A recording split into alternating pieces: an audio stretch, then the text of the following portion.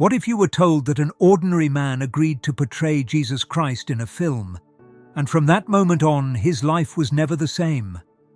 We're not talking about fame, success, or recognition. We're talking about something much deeper and more disturbing, something that few can understand, and that Hollywood tried to hide all these years.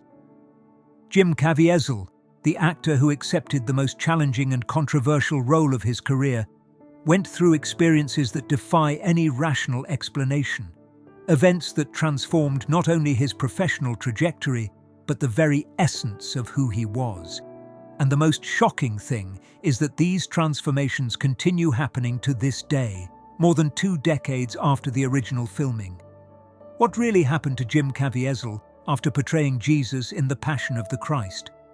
Why did his Hollywood career collapse immediately after the biggest box office success of his life? And what is he doing now in 2025 that continues to cause tremors in the film industry? If you're seeking to understand the divine mysteries that happen around us and how they can completely transform lives, don't forget to like this video, subscribe to the channel, and tell us in the comments from which city you're watching. Because what we're about to reveal in the next few minutes goes far beyond a simple Hollywood story. We're going to explore how an ordinary actor became an instrument of something much greater than himself. To understand the magnitude of what happened to Jim Caviezel, we need to go back to the beginning. Before The Passion of the Christ, Jim was a rising star in Hollywood. He had acted in respected productions like The Thin Red Line, alongside Sean Penn, and The Count of Monte Cristo, earning positive reviews and attention from major studios. His career was on the right path to stardom. But in 2002, everything changed when he received a call from his agent. Mel Gibson wanted to talk to him about a project. In reality, his agent initially lied, saying it was about some other script because he knew the real project was too controversial. When Jim finally met with Mel Gibson in Malibu, the conversation lasted more than 3 hours. They discussed faith, suffering, purpose, and only at the end did Mel reveal the true reason for the meeting. He wanted Jim to portray Jesus Christ in the last 12 hours before the crucifixion. A brutal, realistic film spoken entirely in Aramaic, Latin, and Hebrew. A project that no studio in Hollywood wanted to touch. Jim didn't hesitate. He accepted that same night. But what many don't know is that the next day, Mel Gibson called him again, this time with a grim warning. Are you sure you want to do this? Because if you accept this role, your career in Hollywood is probably over. You may never work in this town again. Jim's answer became legendary. We all have our own cross to carry. Either we carry it or we are crushed by its weight. Jesus is as controversial now as he was 2,000 years ago. Not much has changed.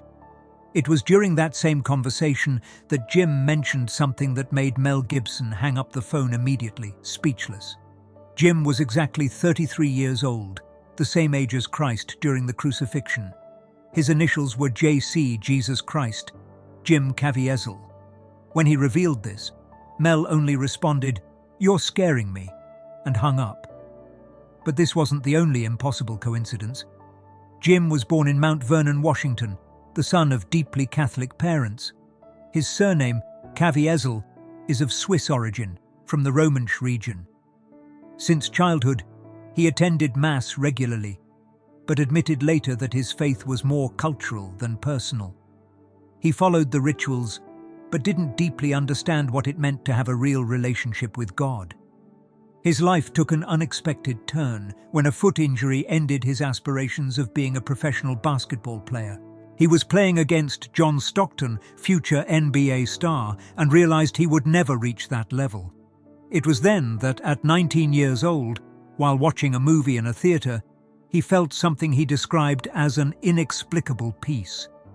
He heard an inner voice saying, "I want you to be an actor." It wasn't something he planned or desired.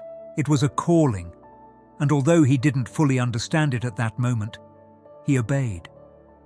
Sometimes we wonder what exists beyond our physical world. And other times, strange things happen that make us question everything we thought about life. In situations like these, a better understanding can mean the difference between being confused and having clarity.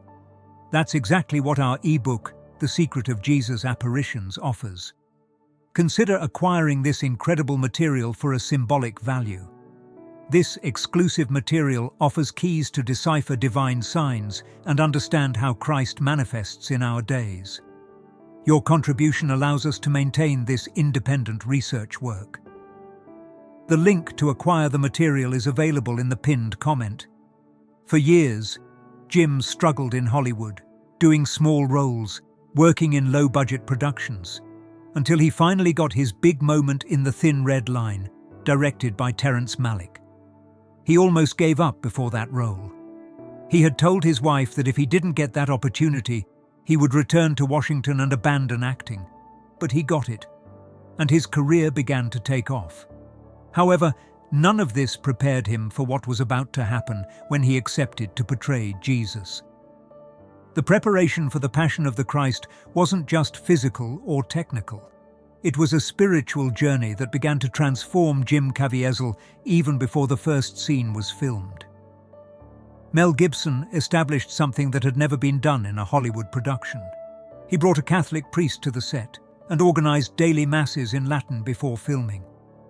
Jim began receiving communion every day. He fasted, prayed the rosary, immersed himself in the scriptures and mystical texts about the Passion of Christ. But it was on a trip to Medjugorje in Bosnia, a site of alleged Marian apparitions, that something profound happened.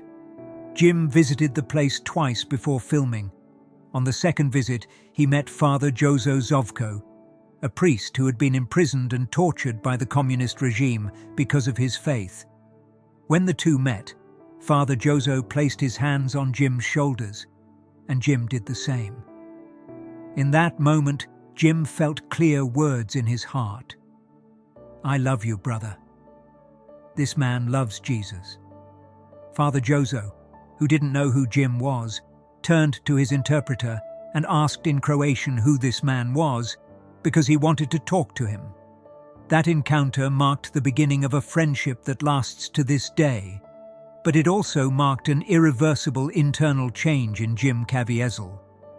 He began to understand that he wasn't just making a film. He was being prepared for something greater. During filming in Matera, Italy, the set became a place where the natural and supernatural seemed to constantly collide. Jim wasn't just acting. He was living the Passion in ways that no one could have foreseen. The makeup took 8 hours to apply.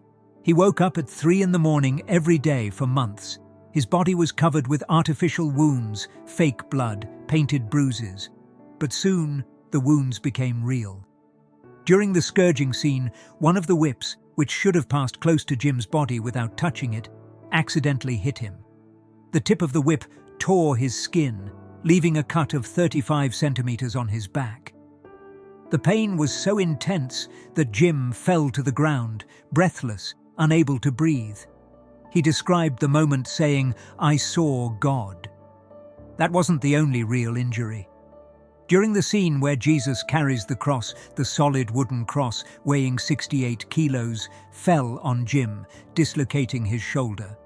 The cries of pain you hear in the film are not acting. They are real. He developed pneumonia because his lungs filled with fluid due to exposure to extreme cold during the crucifixion scenes. He suffered severe hypothermia.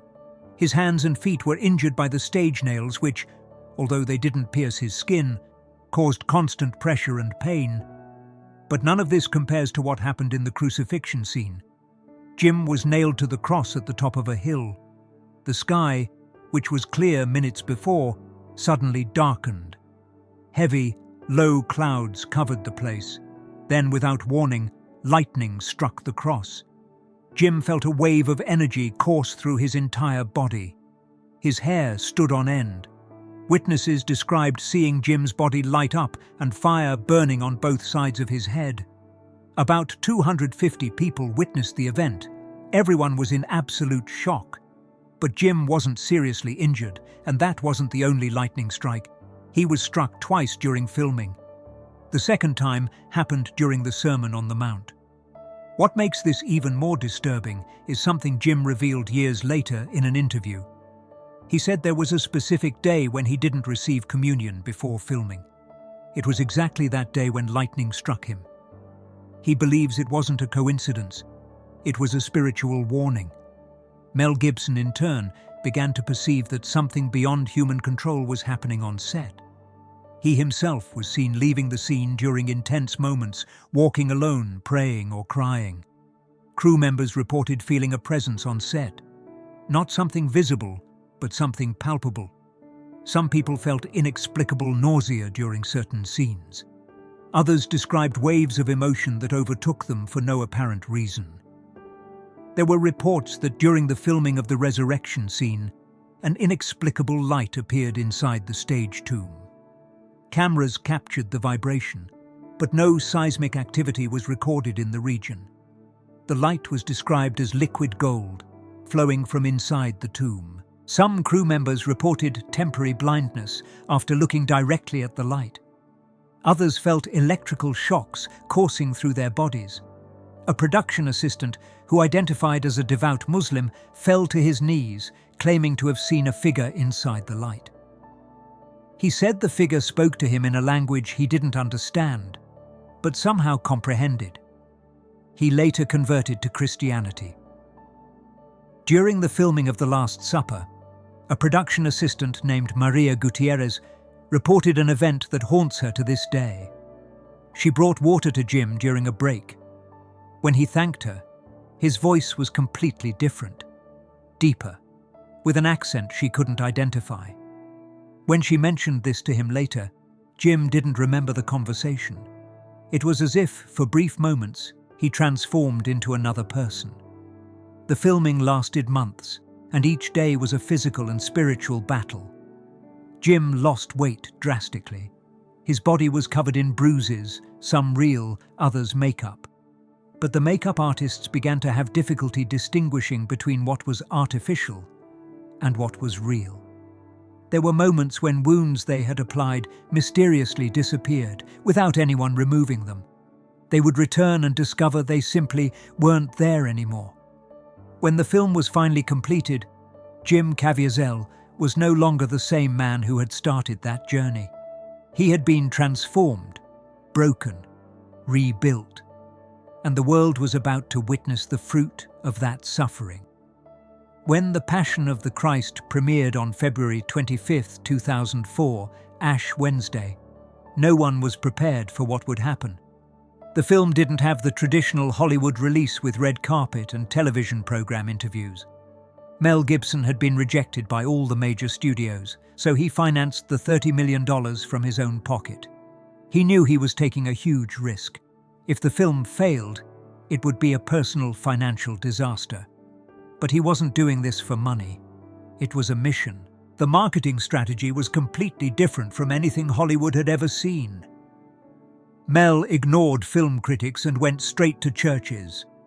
He organized private screenings for evangelical pastors, Catholic priests, and Christian leaders throughout the United States, and something extraordinary happened.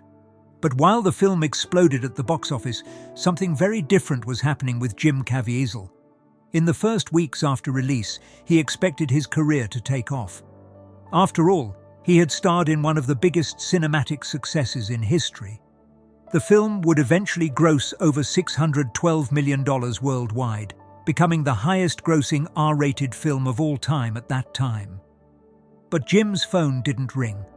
No offers from major studios, no leading roles. He had become, in his own words, radioactive in Hollywood. The rejection was immediate and brutal. Jim later revealed in interviews that, "Suddenly I stopped being one of the 5 most popular actors in studios, and I hadn't done anything wrong. I just portrayed Jesus." Directors who previously wanted him for important roles suddenly didn't return his agent's calls. Producers openly said he was too difficult, too religious, too controversial. He had been placed on an invisible blacklist, and Jim knew this would happen. Mel Gibson had warned him, but he didn't regret it for a second. For Jim, that film wasn't just work. It was a calling he had accepted, knowing exactly what the cost would be. He said in an interview years later, "If I had to do it all over again, I would. Because that wasn't about my career. It was about something infinitely greater than me." But Hollywood's rejection was just the beginning of Jim Caviezel's trials. In the years following the film's release, he faced personal attacks, defamation, and coordinated attempts to destroy his reputation. He was called an anti-Semite, religious fanatic, extremist. Film critics didn't just attack his artistic choices, they attacked his person, his faith, his family. He was accused of promoting violence, of being complicit in hate speech, of contributing to religious intolerance. None of this was true, but the narrative had been established. And in Hollywood, perception is reality. During this period, Jim began to speak more openly about his faith. He had nothing left to lose. His career had already been destroyed. So he decided that if they were going to accuse him of being a religious fanatic, he would at least defend what he truly believed in. He began appearing in churches, Catholic conferences, pro-life events. He spoke about abortion, about the sanctity of human life, about child trafficking, about the persecution of Christians. He didn't soften his words. He didn't try to be politically correct. He simply spoke the truth as he understood it. And this made him even more unpopular in certain circles. But something interesting began to happen. While Hollywood rejected him, millions of ordinary people around the world embraced him. He received thousands of letters from people saying the film had changed their lives, that they had converted to Christianity after watching it, that they had reconciled with God, that destroyed families had been restored. Jim realized that his life had taken a completely different course from what he had planned. He was no longer just an actor. He had become a witness, a messenger, and that was both frightening and inspiring at the same time. In 2004, shortly after the film's release, Jim was invited to meet with Pope John Paul II at the Vatican. He was accompanied by his wife, Kerry, and his in-laws. The meeting lasted about 10 minutes. Jim described the moment as one of the most significant of his life. The Pope, who was visibly frail due to Parkinson's disease, held Jim's hands and looked deeply into his eyes. He didn't say many words, but Jim felt something profound in that encounter. A blessing, a confirmation that the sacrifice he had made was worth it. That same year, Jim gave an interview in which he described how portraying Jesus had thrown him into God's arms. He said that before the film, his faith was superficial. He believed in God, attended church, but didn't have a deep and personal relationship with Christ. But during filming, something changed. He experienced God in a visceral, painful, transformative way. He understood suffering in a way he had never comprehended before. And that broke him and rebuilt him at the same time. But the deepest mystery was still to come. Because what few know is that in the following years, Jim Caviezel continued having experiences he couldn't fully explain. Vivid dreams, inexplicable encounters, moments of spiritual clarity that guided him in important decisions. He described in private interviews, some of which were never widely disclosed, that he felt as if he had been spiritually marked by the role of Jesus, as if something had changed in him permanently and irreversibly. News of the sequel to The Passion of the Christ began circulating in 2016, but for years it seemed like just a rumor. Mel Gibson occasionally mentioned in interviews that he was working on the script, but never gave concrete details. Then, in 2018, Jim Caviezel publicly confirmed that he had signed to portray Jesus again. He said that Mel had sent him the third draft of the script and that it would be the biggest film in world history. A bold statement, but coming from someone who had already lived the impossible, people paid attention. But there was an obvious problem. Jim was 33 years old when he filmed the original. Now, in 2025, he is 56 years old. How could he portray Jesus at 33 years old again? Mel Gibson revealed that he would use digital de-aging technology. the same used in films like The Irishman by Martin Scorsese. But he also made it clear that it wouldn't just be special effects. He wanted Jim to go through the same spiritual and physical preparation process he had gone through the first time, and Jim accepted without hesitation. In recent interviews, especially one on the Arroyo Grande program in April 2025, Jim described his preparation for the resurrection of the Christ in a way that left many disturbed.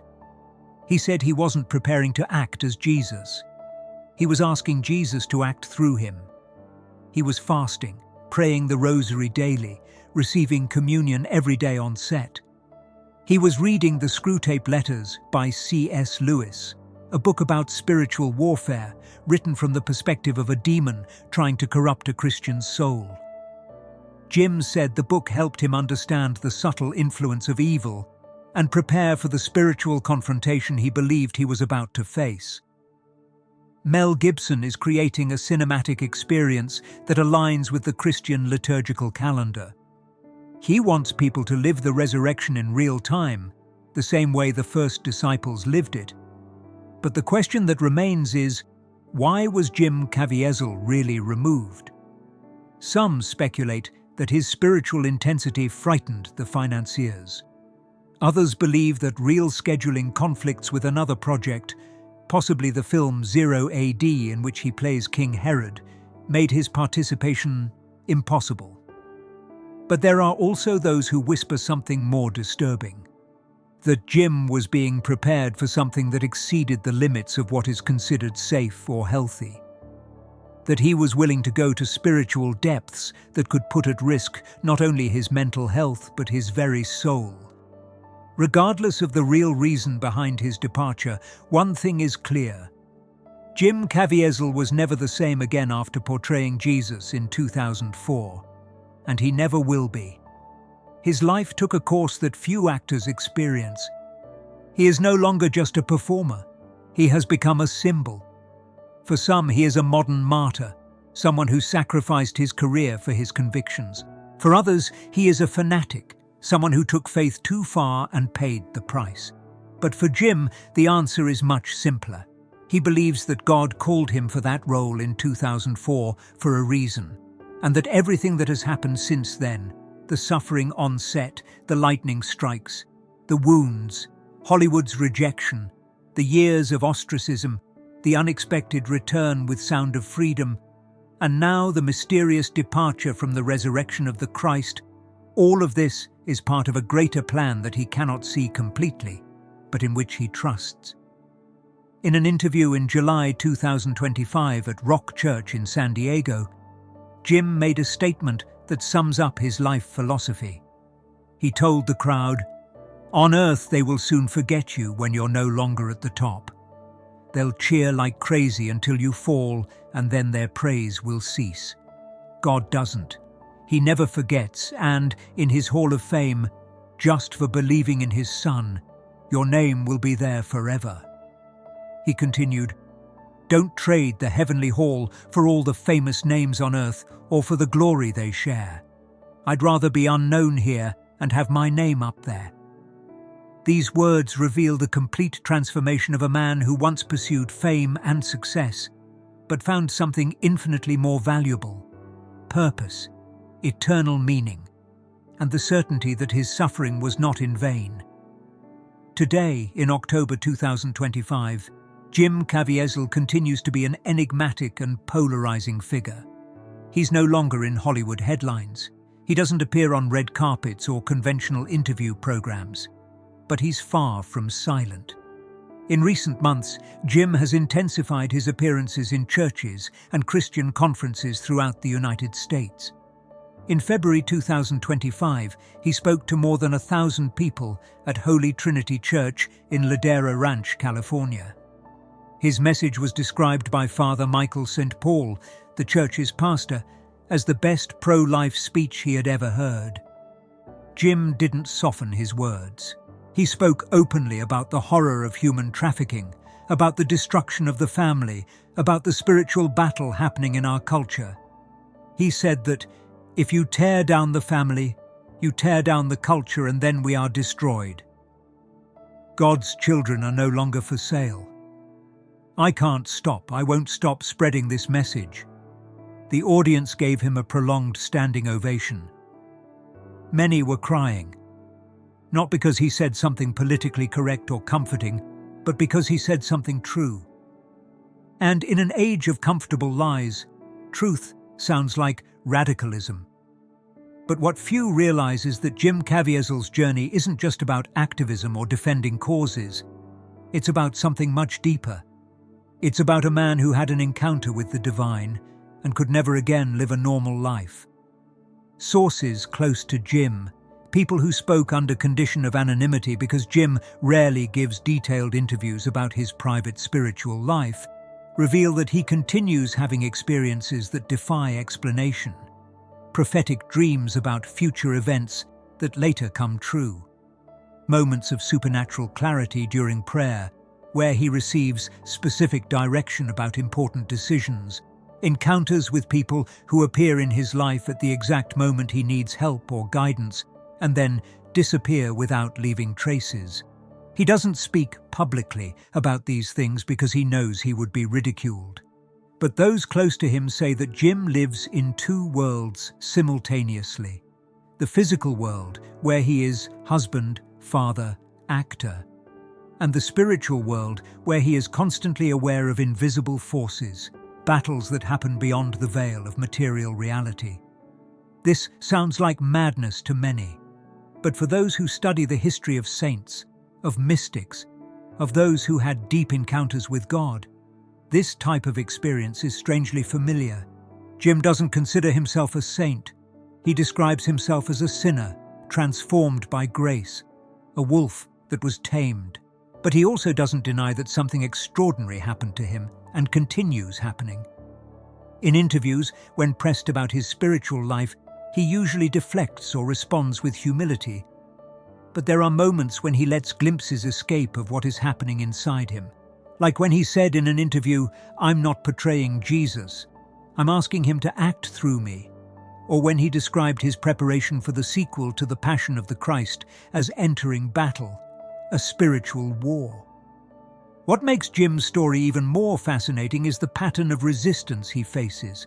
Every time he gets involved in a project that has deep spiritual meaning, he encounters opposition. Not just normal criticism, but coordinated attacks, systematic attempts to destroy his credibility, smear campaigns. When The Passion of the Christ was released, he was called an anti-Semite. When Sound of Freedom was released, he was accused of promoting conspiracy theories. When he speaks publicly about his faith, he's labeled as an extremist. And now, mysteriously, he was removed from the resurrection of the Christ without a clear explanation. For Jim, this is no surprise. He expected it.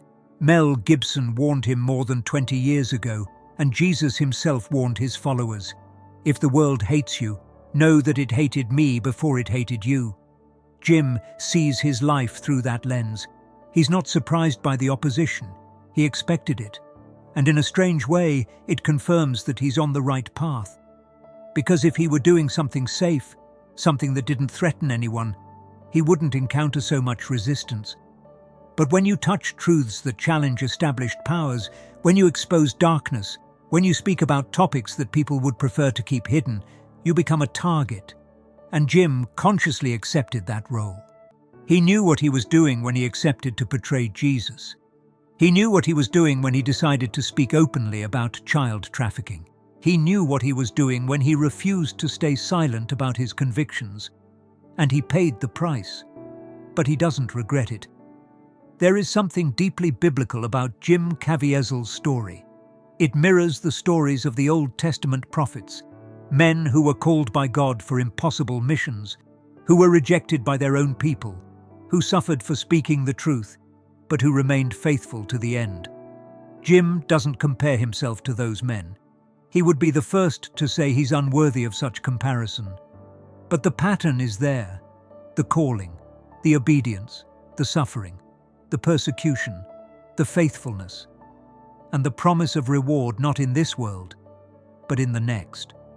When Jim says, "I'd rather be unknown here and have my name up there," he's echoing the words of Hebrews 11, the chapter about the heroes of faith who walked the earth not receiving what was promised, but seeing it from afar and embracing it.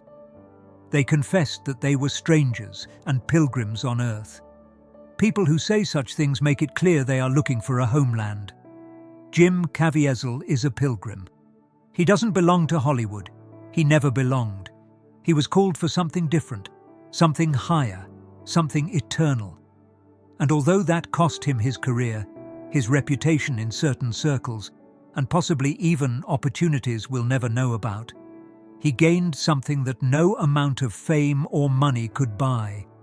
He gained certainty, certainty that his life has purpose, certainty that God is real, certainty that suffering has meaning when it's offered in the name of truth. Jim Caviezel is just one example among millions of people whose lives were transformed by a real encounter with Jesus. If you feel that God may be calling you for something greater than you imagined, if you're struggling to understand the trials you're facing, if you want to know how to discern God's will in your own life, this study offers practical and spiritual wisdom. Few copies remain in the pinned comment. Don't miss this opportunity to understand more deeply how God operates in our days. Jim Caviezel's story is not over yet. He's 56 years old now. He still has many years ahead. And if there's one thing we learned about his journey, it's that God isn't finished with him. Even if he doesn't portray Jesus in the sequel to The Passion of the Christ, even if Hollywood never accepts him back, even if he never stars in another big film, his life has already left an indelible mark. He proved that it's possible to remain faithful to your convictions in an industry that punishes faith. He demonstrated that worldly success is not the final measure of a well-lived life. He showed that there is something more important than applause, fame, or approval. There is truth, and there is eternity. And when you choose truth and eternity, you may lose everything in this world. But you gain something infinitely more valuable. You gain peace, purpose, and the promise that your name is written in a book that will never be erased. Jim Caviezel was never the same again after portraying Jesus. And perhaps that was always the point. Perhaps the miracle wasn't just what happened on the film set. Perhaps the real miracle was the transformation of an ordinary actor into a witness. A voice in the darkness, a reminder that God still acts, still calls, still transforms, and still demands everything from us. If these revelations awakened something in your spirit, show it by liking this video, subscribing to the channel, and sharing in the comments how God has manifested in your own life. Your testimony can touch the heart of someone who needs this message exactly today. Join our community of truth seekers and continue with us on this journey of spiritual discoveries that can change your life forever. Because in the end, Jim Caviezel's story isn't just about an actor who portrayed Jesus. It's about what happens when any of us respond to God's call, no matter the cost. It's about courage, sacrifice, faith, and the promise that those who lose their lives for the sake of truth will find them in ways they never imagined possible. The decision to accept that invitation is before each of us. Jim Caviezel made his choice more than 20 years ago, and he was never the same again. The question that remains is this: if God called you today for something impossible, something that would cost everything but mean everything, would you have the courage to say yes?